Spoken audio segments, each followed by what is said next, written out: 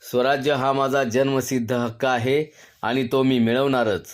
आझाद था, आझाद हूँ और आझाद रहूँगा अशा घोषणा देत लहान मुलांनी जोरदार भाषणबाजी केली आहे. निमित्त होतं 23 जुलै रोजी लोकमान्य टिळक आणि चंद्रशेखर आझाद यांच्या जयंतीचं. या निमित्तानं आयोजित वक्तृत्व स्पर्धेचं.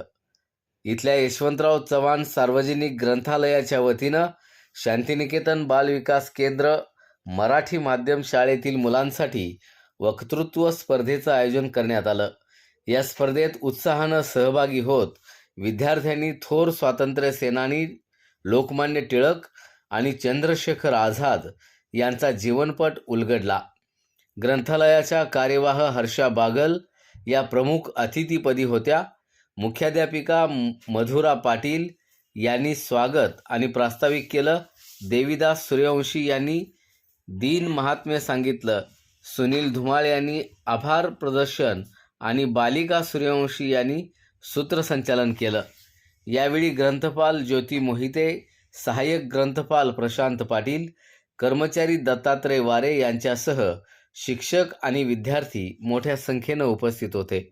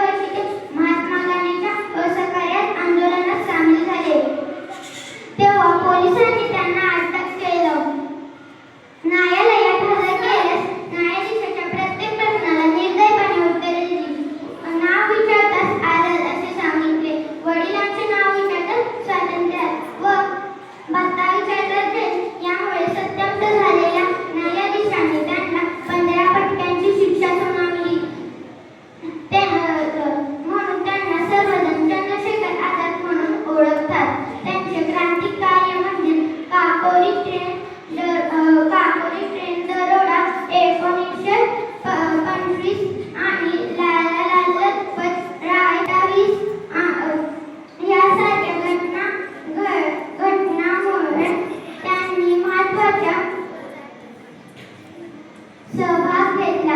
शेवटी त्यांनी 27 फेब्रुवारी 1931 रोजी